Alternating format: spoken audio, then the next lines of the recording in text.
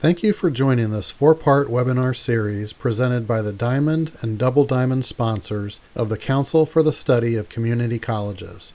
Thanks to all of the CSCC sponsors as well for their continued support.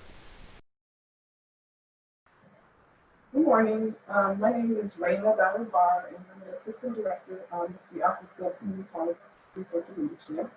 And as some of you probably know, CCRL is the fairly new home of the House President of Community Colleges.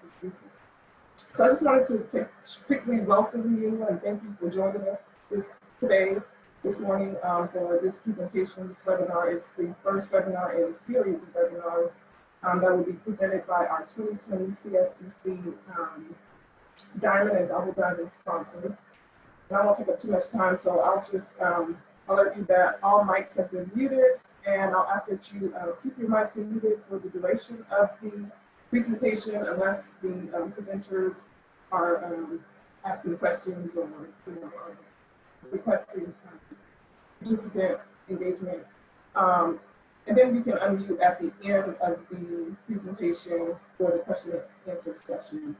So without further ado, I'll turn it over to today's presenter from North Carolina State University, and they'll introduce themselves and deliver their presentation. Thank you. Thank you so much. So today we're glad to be able to join you to deliver a webinar on creating infrastructures for developing community college leaders, researchers, and collaborations. My name is James Bartlett. I'm Director of Academic Programs at the Belk Center for Community College Leadership and Research. And I'm also an Associate Professor in the Department of Educational Leadership Policy and Human Development. Today we have Audrey Jager, Michelle Bartlett, Carol Warren, Jamelia Davis, and Andrea DeSantis joining us for this presentation. So what we are going to do today, we're going to talk about the development of executive leaders. We'll go through and discuss some of the current projects and partnerships with the Belk Center, and we will then talk about the development of post-secondary CTE researchers, a project sponsored by the ECMC Foundation. And I'm going to turn it over to Jamelia to introduce our video.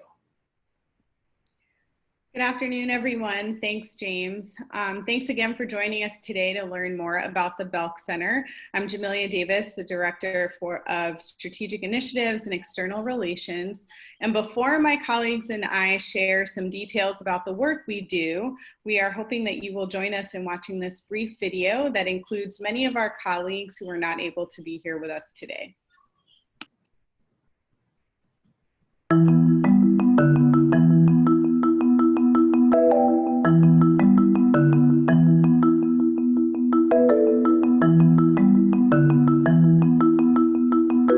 You don't end your education once you finish a doctoral degree, you actually begin your education. And we wanted to make sure that the Belk Center was available, supportive for presidents to continue their leadership development.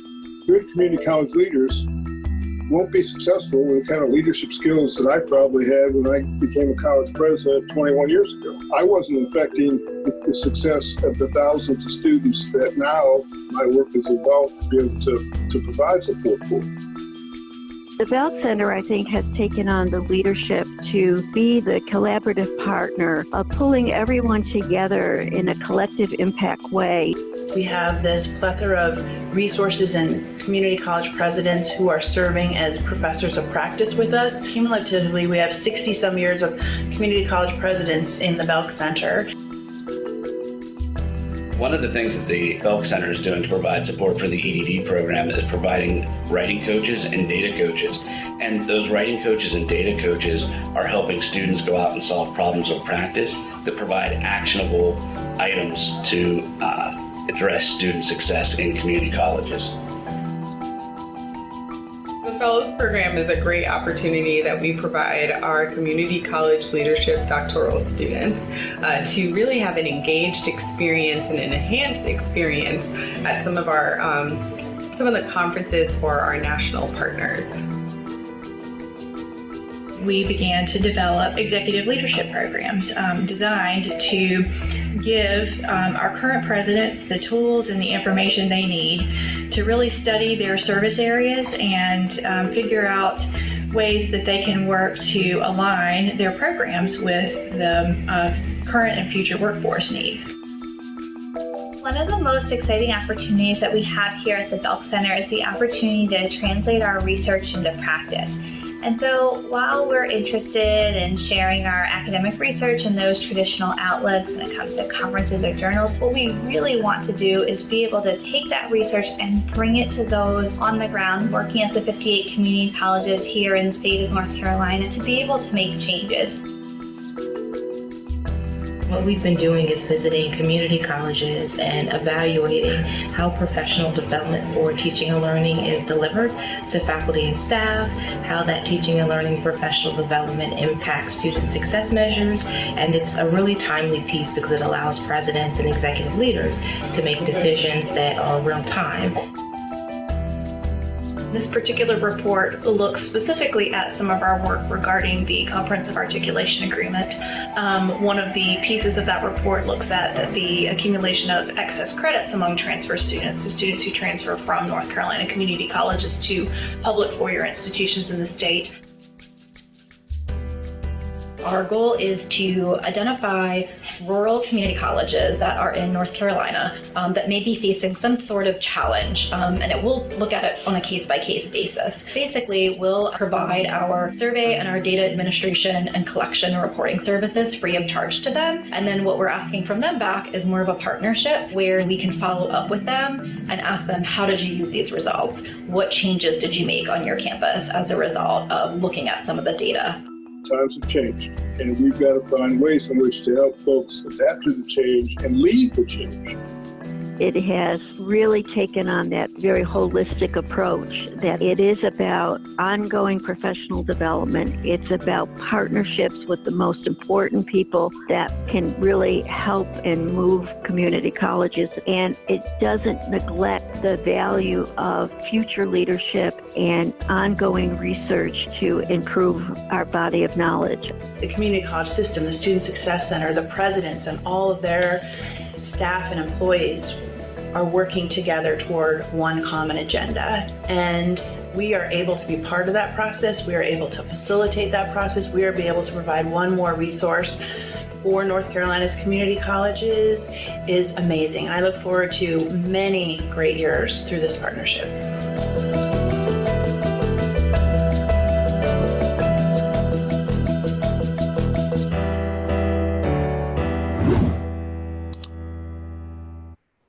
So thank you to our partners at NNC who were able to work with us on developing that video. It gives a pretty great overview of the work that we do on a regular basis, but we want to spend the time kind of diving into some of the nuts and bolts about what we do in each of our primary focus areas. So as you heard, the Belk Center has three primary focus areas: executive leadership programs, research to action, and the community college leadership doctoral program. I'd like to take a moment to share a little bit more about the executive leadership programs and what it looks like on the ground level. Specifically, the President's Academy. So the program provides crucial support to North Carolina community college presidents by refocusing leadership and governance on community college excellence and student outcomes. We've had 3 events so far in the last year, probably a year and a half, and the last event was in March. We hosted 44 of our 58 college presidents and their executive teams. And during that program, they heard from current presidents from Texas and Florida, whose institutions have demonstrated significant improvement in student success outcomes. The teams actually worked in small groups to identify action plans based on institutional data that we were able to curate for each participating college around transfer, individuals with some college, no degree, and adult populations, as well as populations of color in their communities. Our work in the Academy would not be possible without the partnerships that we have mentioned so far. So our partnerships with Aspen Institute's College Excellence Program and Achieving the Dream. Next, I'd like to highlight one of our signature events that have somewhat preceded the formation of the Belk Center, the annual Dallas Herring Lecture. This event brings together hundreds of aspiring current and retired leaders in the community college system and beyond to listen and learn together around from a nationally recognized thought leader.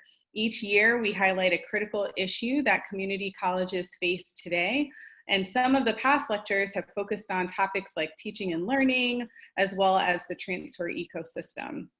This year, we are honored to hear from Dr. Pam Edinger, the president of Bunker Hill Community College and chairperson for Achieving the Dream, also known as ATD. She is prepared to give a riveting lecture that discusses how the COVID pandemic illuminates the fragile conditions of community colleges and their students across the nation. So please join us by registering today. Next, I'd like to turn it over to my colleague, Andrea, who will talk more about our second focus area, research to action. Thanks, Jamelia, and thank you all. Really excited to be here with you today and to share a little bit more about the research that we're doing to inform practice here in North Carolina, as well as connect with other community colleges nationally. So as Jamelia discussed, the work with the presidents, we really see that work with the presidents around their action plans and the way in which they want to improve student success as a driver for our research and evaluation work.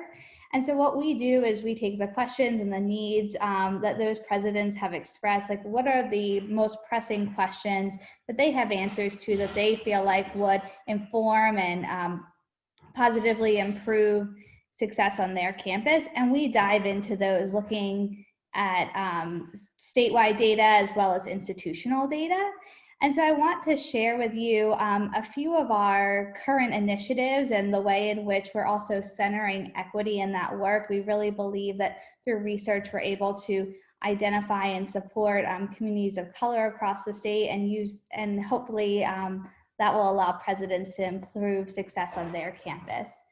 And so I first want to take a moment to highlight our work around transfer. We've been doing a lot of work, as my colleague mentioned in the video, to understand transfer pathways in North Carolina. And in doing so, we realize and recognize that there's a lot of great scholars nationally working around transfer. And we saw an opportunity to bring together national scholars as well as practitioners to really dive in on a series of webinars about the way in which research can be translated to practice. And so starting at the end of the month, we'll be hosting a 3-part webinar series where we'll look at equitable transfer pathways, and we'll be inviting researchers to share a little bit about their work and how it can inform policymakers, executive leaders, and practitioners. And so we hope that you'll join us for this series. We're excited about the opportunity to connect nationally as well as within North Carolina. I next want to share a little bit about our work around campus climate. And so predating the Belk Center, NC State was host to the National Initiative for Leadership and Institutional Effectiveness. And this organization offers a campus climate survey designed specifically for community colleges. And through this survey, college leaders are able to understand how their employees are experiencing campus climate on their campus. It's really informative to strategic planning as well as for new executive leaders as they're coming on board to see where their institution has points of pride, but also where there are opportunities to improve. And so this is a service that's available nationally. We also work within the state to provide free administrations of the survey to some of our rural community colleges here. But we are really pleased to be able to partner with community colleges across the country to better understand climate, and specifically that climate of campus employees, as we know that their satisfaction and their overall connection with their work is further connected to student success and promoting the success of students. And now we're going to turn it over to my colleague to talk a little bit about our EDD program.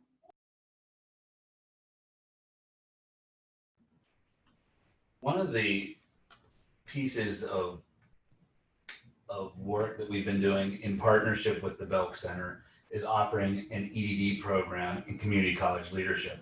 The Belk Center really offers a number of wraparound services for the EDD program. The doctorate program that was designed for community college leaders is based on the work out of the Carnegie Project for the Education Doctorate. And a number of years ago, Lee Schulman really looked at trying to differentiate the PhD and the EDD to make sure that both of those had a purpose and reason behind what they were doing. And our EDD program is focused on developing community college executive leaders. So we have taken that program and we've mapped it with the competencies from AACC while focusing on developing leaders that are going to seek to improve student success. And our programs and our goals are really to, one, put students first in this work, develop community college executives that seek to make improvements to improve student success for North Carolina and beyond, and to advance the careers of our students. And with that, we've done some unique, we've created some unique aspects in that program. And one unique aspect is that we've integrated executive leaders throughout the doctoral program.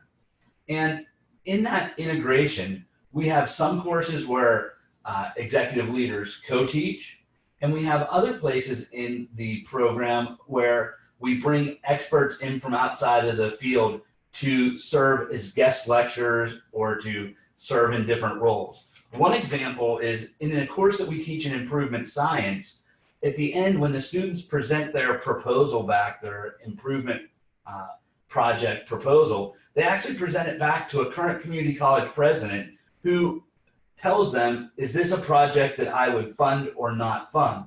So again, providing those real life experiences and the connection with practice is highly valued. We've also made sure to link the program to the AACC competencies. So we've taken the competencies and mapped those into our courses, and we're actually continually redefining and evaluating the program to improve it over time. So the program continuously evolves. We've also partnered with the Aspen Institute, and I know that Jamelia talked a little bit about our partnerships with different individuals and different groups. And our partnership with the Aspen Institute has really been to take the lessons that they've learned from the Aspen Prize, and they've created curriculum. And that curriculum really provides practice-based opportunities for students to learn about what presidents at highly successful community colleges are doing. And we've taken those lessons learned from the prize and from that curriculum, and we've mapped it into our curriculum also.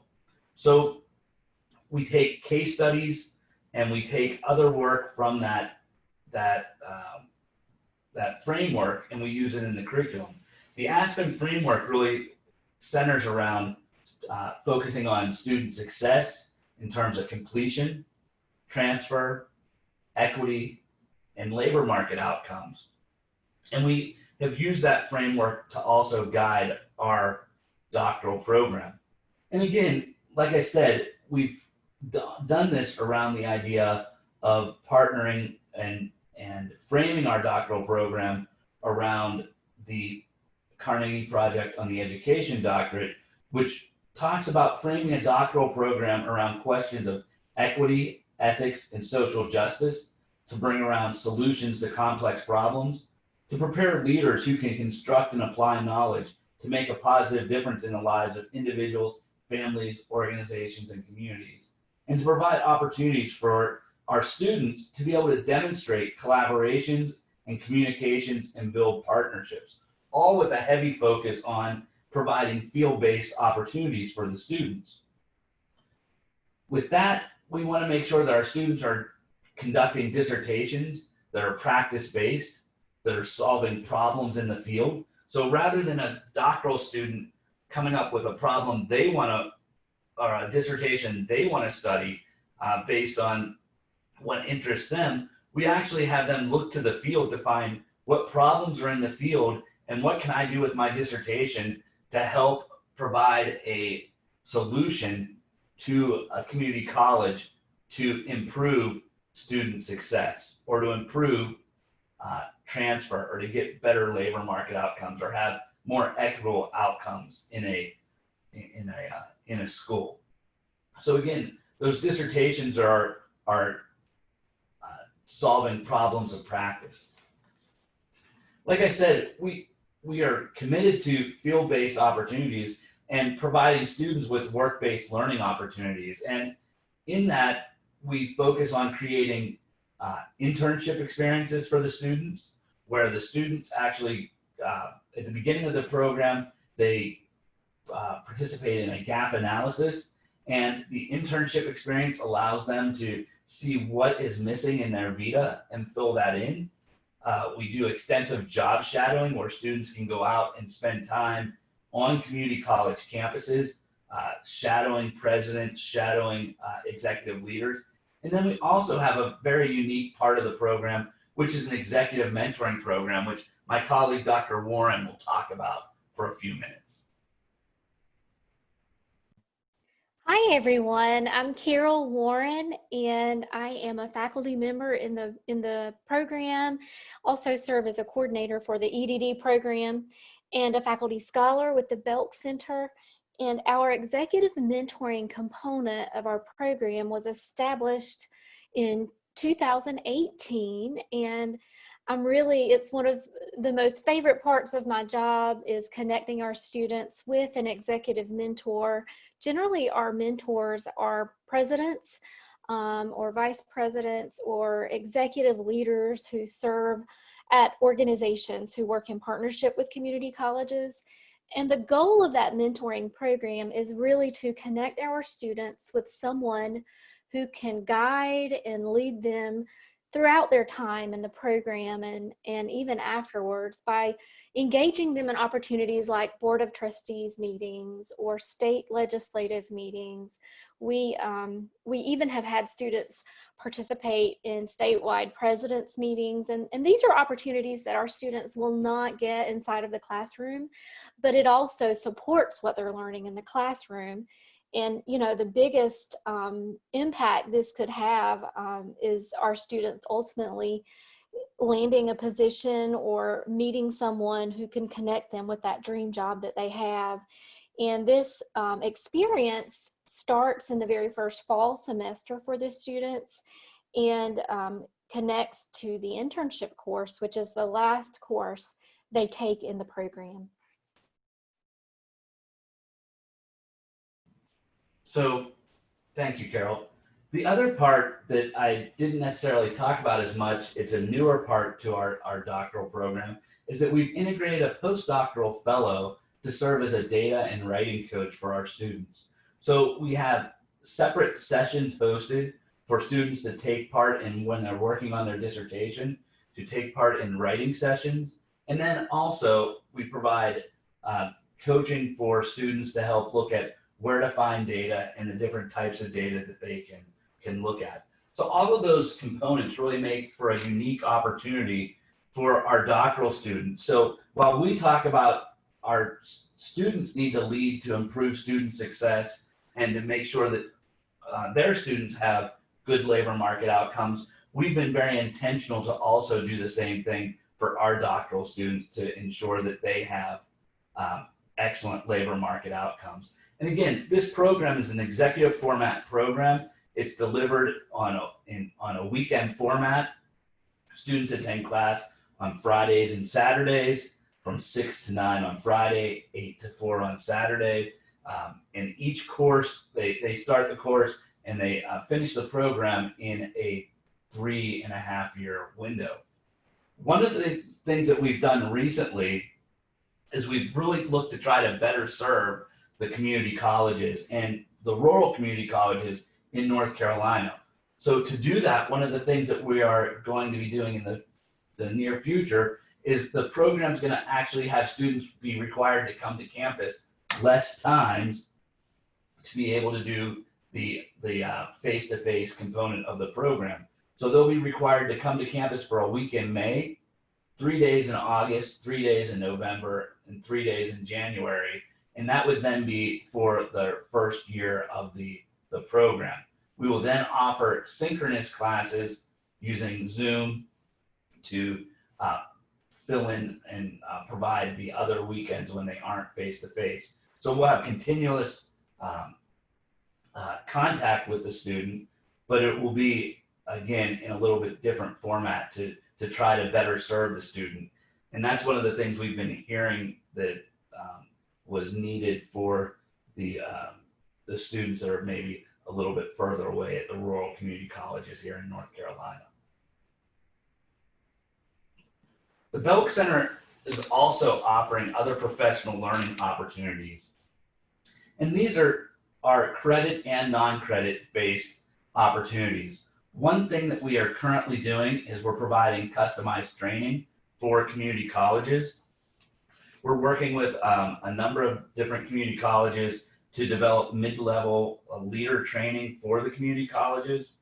Some of this training is offered now, obviously, in an online format. But there's also, face-to-face training that we've been doing and working with community colleges.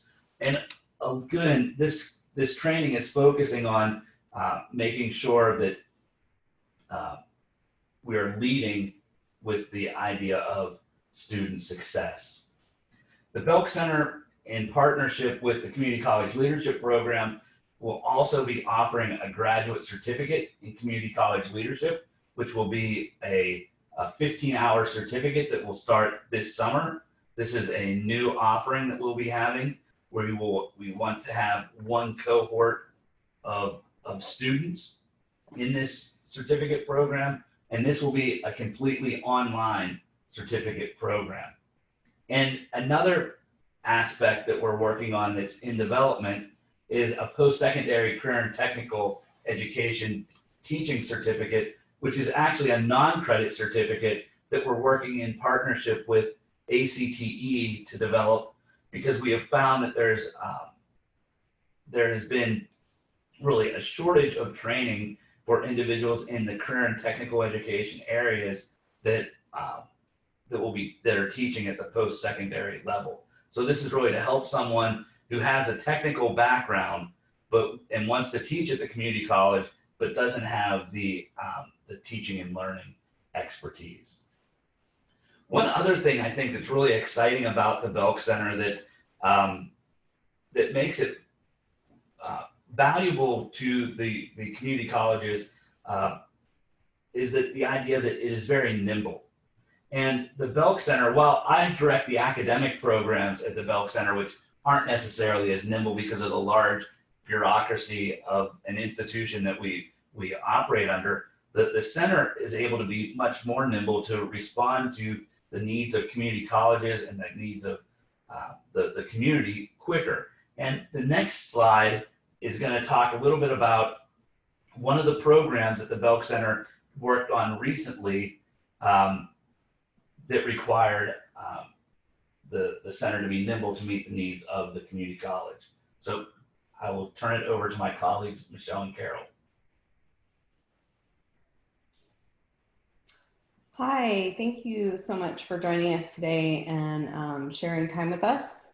So back in March, I had an idea that ended up resulting in a quick transition program to help with the rapid shift to online teaching and learning. And this project was really designed to provide support for our community college faculty colleagues here in North Carolina, but then also it expanded out to community colleges all around the country. So I realized that faculty, especially in the rural areas, were really struggling with access to Wi-Fi and devices. They had not prepped for teaching online. They had prepped for teaching face-to-face, and this sudden shift to online teaching, that they could really use some collaboration to really help think through some of the challenges that they were facing and that would continue to come along as they were learning to teach online. And as someone who has experience teaching online, between Dr. Bartlett, Michelle Bartlett, and myself, we have 28 years of combined experience. We felt like at the very least we could offer a webinar. I could truly identify with what many faculty were experiencing. I am one who lives in a rural county, and I myself have spent many hours on the phone with my local phone company to get access to the internet. And just within the last 2 months, I've had to purchase my 4th hotspot to be able to teach from home. So during that webinar, we discovered that faculty and administrators, they really welcomed the content in the webinar, and we got good feedback from them. And the faculty, you know, they expressed experiencing challenges in many challenges actually. But for example, some of those challenges were like accessing their institution's VPNs, like they didn't have enough licenses for all the users. They really were seeking communication from administrators about procedures and processes, like, you know, what will fall registration look like and what will those enrollment processes be. Some faculty were requesting FERPA training. FERPA looks different if you aren't used to teaching or advising remotely. Faculty knew that some students also had issues to accessing technology, and that they experienced struggles with time management and in some cases mental health challenges. In addition, many students shared with faculty members that their access to a computer or device was shared among their family, which resulted in maybe one device being shared by multiple people in a home for work and school activities. Some students were trying to complete their work using only their cell phone. So when Carol and I created this first webinar, you know, we weren't really sure if anybody would want to attend, but we had good attendance. And so we actually ended up offering that same webinar 3 times, and combined had over 300 people in attendance. And so this really led to thinking about, you know, we've definitely hit a need here, and how can we help more? And so we created, beyond creating more series of webinars, we created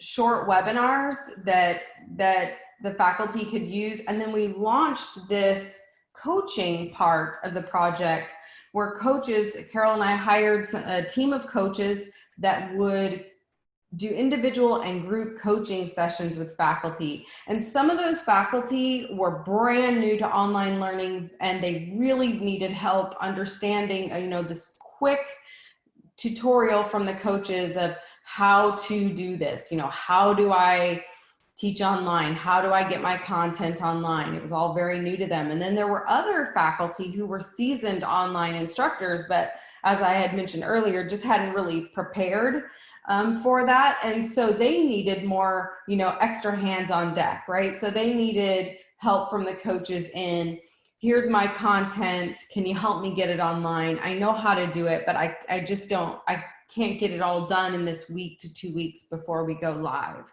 online.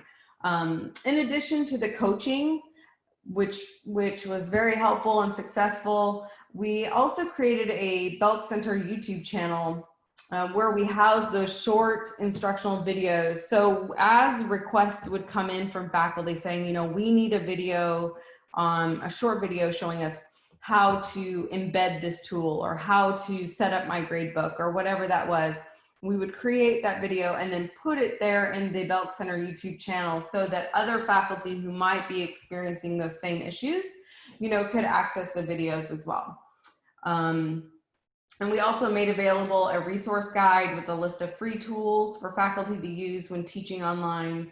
And faculty just continued to kind of soak up that training and especially training in online engagement. So those tools that would help them connect with their students or engage their students with the course content or with their peers. Overall, the faculty demonstrated what Michelle and I already knew about North Carolina community college faculty and faculty who work in community colleges across the nation for that matter. They are all dedicated and are continuing to work extra hours toward the goal of helping their students succeed.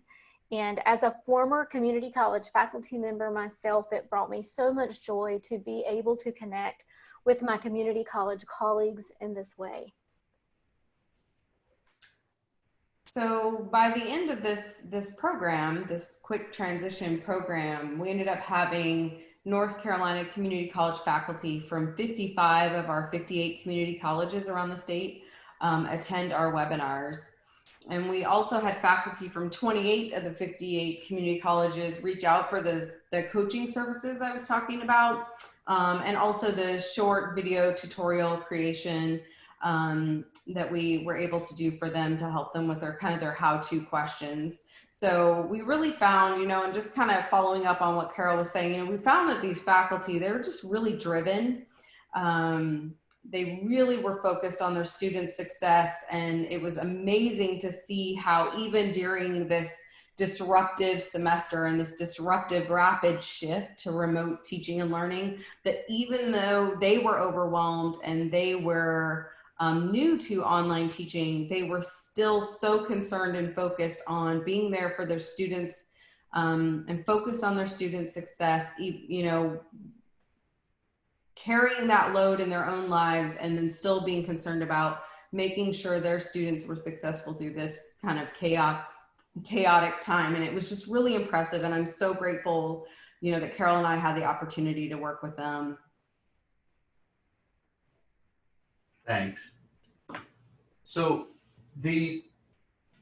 that really shows, I think, the commitment to the partnerships that NC State has with the community colleges. And again, the majority of that program served North Carolina community colleges, but there were individuals from all over the country actually that participated in a number of the webinars and even some of the coaching.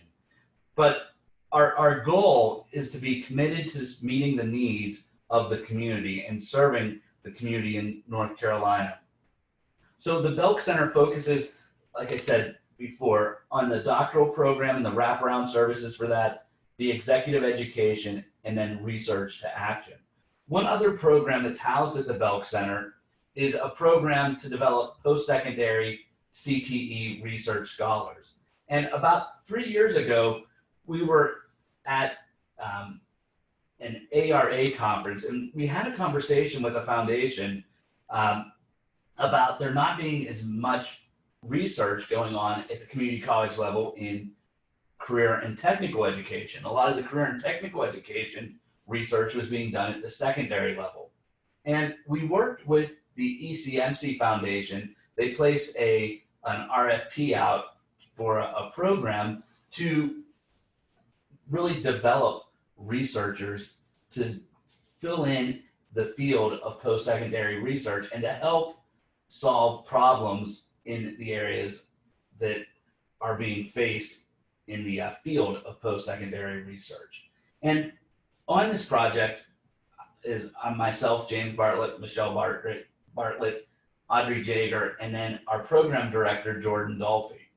And the program really focuses on developing researchers to study CTE from the lenses of student success, addressing larger problems of practice, such as looking at economic mobility, or other CTE post-secondary issues. So we have fellows in this program that are studying transfer, apprenticeships, but other issues addressing post-secondary career and technical education.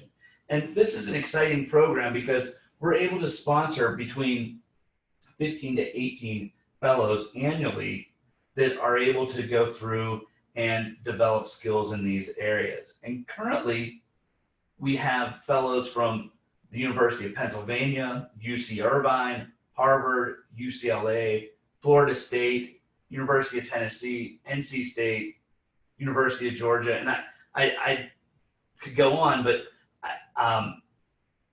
what we're really trying to do is create a network across the country of people that are doing post-secondary CTE research and are addressing these types of problems.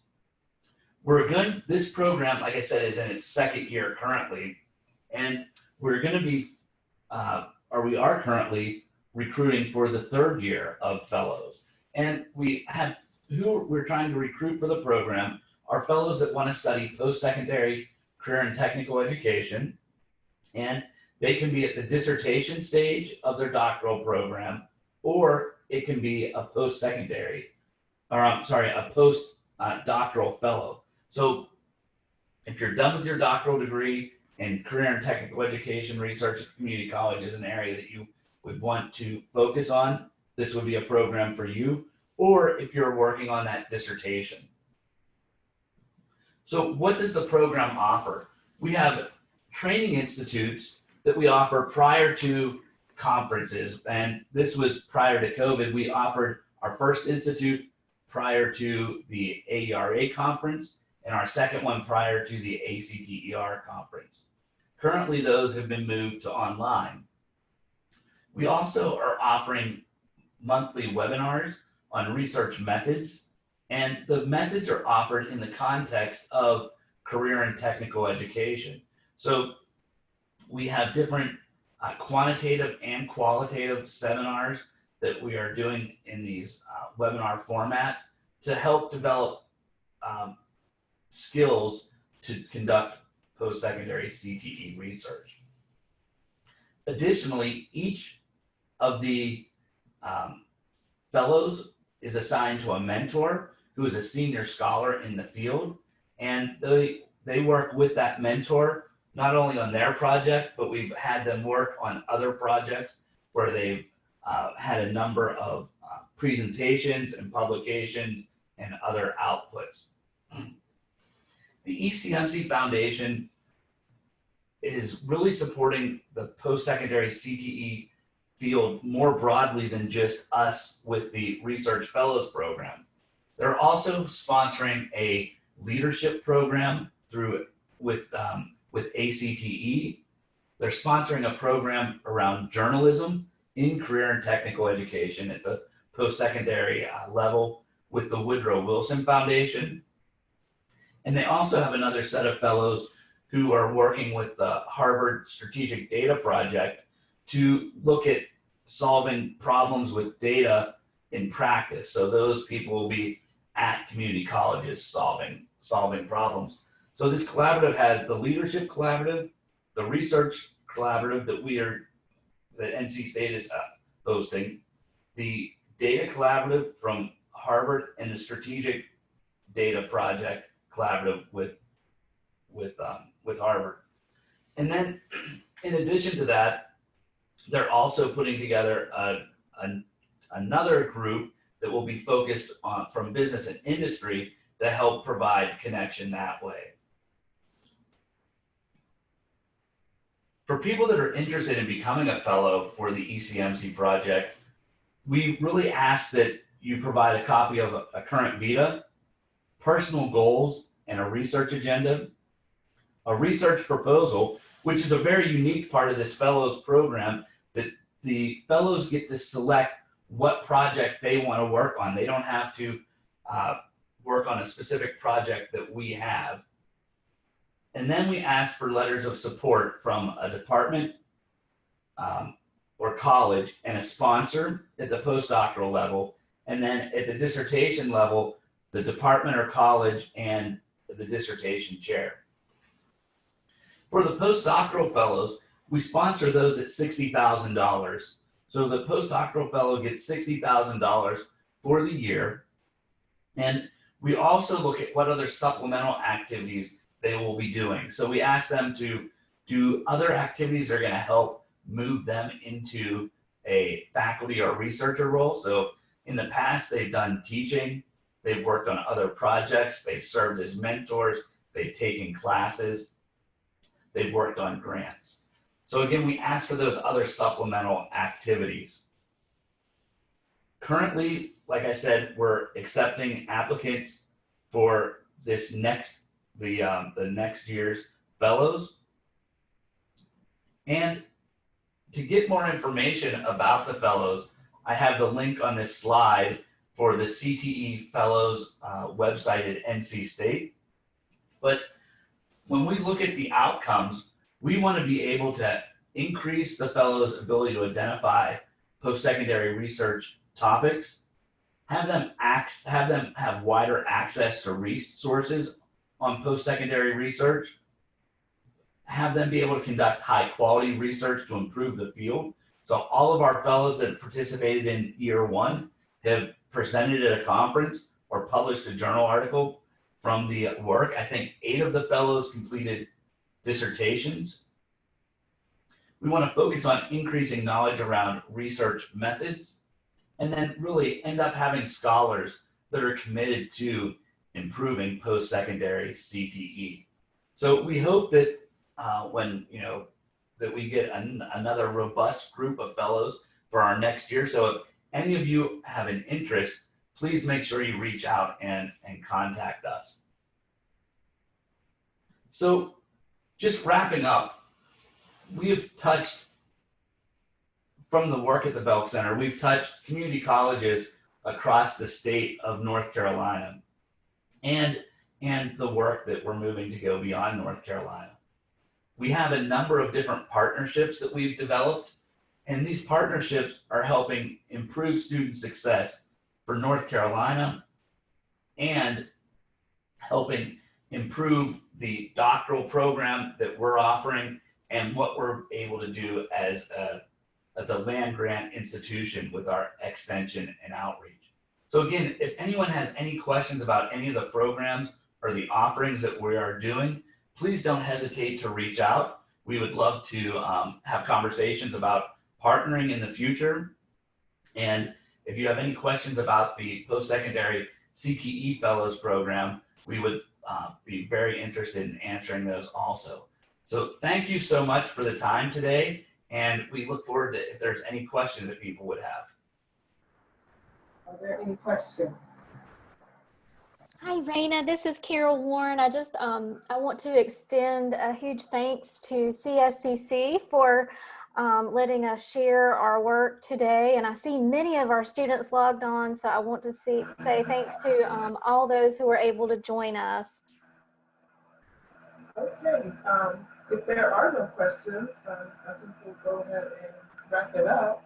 I want to thank the Belk Center for the presentation today, and thank all the participants for joining us. I want to encourage you to check out our website, the CSCC website, at cscc.education.illinois.edu to find more information about the future upcoming webinars. There'll be one a month from now until December, and we hope you'll join us for those as well.